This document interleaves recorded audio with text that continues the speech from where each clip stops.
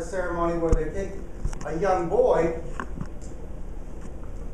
and put hooks into the nipples and hang them up so they could have pain, and that would show how strong and tough and ready for battle they were. Give them confidence.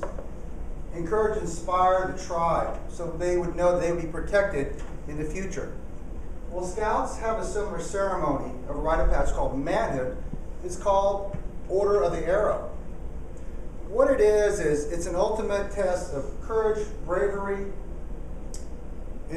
intrepidity, survival skills, and pretty much it's like a final test of whether you're a good scout, whether you learned your lesson. And what it is they take you out to a remote place and they have you spend the entire weekend by yourself. And you have to survive. You have to withstand the elements. You cannot communicate, and they want to see whether you have what it takes to be in the elite order of the arrow. Well, I'm from Texas. I'm a Texas cowboy. But there was a lake out there called Lake Granbury. So me and two other boys, they took us out there. It's solemn. We're scared. Oh my gosh, what's going to happen? So they took us out to this island in the middle of Lake Granbury, which is a huge lake. You can't really swim across it. It's cold. So they want you to feel like you're isolated. They want you to feel like if it's up to you, it's up to you. So they put me, I was the first one, they put in an area here with trees, not much out there. I had a pocket knife, and that's all I had. And I had to survive. I had some rations, but I had to survive. Then they went and took another boy about a mile on the other part of the island and put him there. And then they took a third boy and put it in another part of the island. Well, got pretty cold, and I was freezing. And all of a sudden it got dark. And all of a sudden I didn't have any light. And I started hearing coyotes. I heard sounds I'd never heard before. I thought I saw things. I thought I saw movement. Because this is wild. This is a completely wild island. And I was scared. In fact, I felt like I was going to pee my pants a couple of times. But, order the arrow, I had to learn to survive. Well, I had a watch, and about 10 o'clock at night, I thought I heard a coyote, but it wasn't. It was like a tapping sound. Well, I thought it was just something they were playing with us, the adults. Then I heard it got louder. Then it was like this. Then it got louder. And you know, I did pee my pants that night because it was frightening by yourself, being really not a full man, but expected to just take it, expected to handle it as a man. Well, it stopped for a while, and about an hour later, I couldn't even sleep. An hour later, I heard it again. Just like that. I mean, I'm just trying to recreate it. Like, what is that?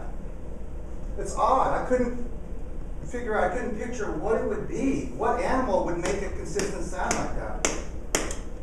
It got light, and then it got loud. And I was very, very scared. I didn't know if I was going to survive that night. Well, finally, I didn't really sleep that night. I was sweating, but I survived. And they finally got me in the morning. Hi, Kris, how you doing? I was like this. Can't believe you guys finally made it here. And, oh, okay, well, great. Well, you look great, or is everything okay? Yeah, but I kept hearing this sound all night. I couldn't figure it out. This tapping sound like this. Now, this is a large island. Like, did you guys do that? Was that something you played a trick on us to make us scared? What is that? No. Well, they finally got me, and I survived. They went and took me, and we got the other boy. And he was in worse shape than I was. He was completely incoherent. it had messed up his mind, where he couldn't even talk. He was so scared. He said the same thing. I heard this tapping. It sounded like a pounding sound. Then this tapping sound. It's frightening. Finally, they got the third boy. This is where it got really tragic.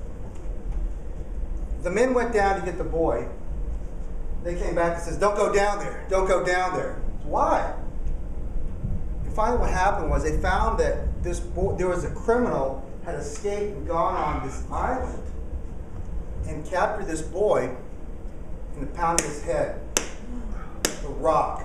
I don't like to tell this story, but he pounded his head into a pulp. That was a sound. All night. Can you imagine? A criminal pounding his head. Well, we became like family. Me and this other boy. And the mother of the other boy became like family. We kept in close touch. It was on television, actually. We were interviewed. Well, about 10 years later, unfortunately, we found that the mother of the other boy had gone crazy, gone to an insane asylum. And we were just crushed and heartbroken. So she kept, we told her what happened, and she couldn't get it out of her mind that her son was killed brutally. Well, 10 years after that, my friend went crazy. And they committed him. And we never saw him again. Because he kept hearing the sound over and over and over. Finally, it's been about 10 years now since then. I keep hearing the sound. And now I'm going crazy!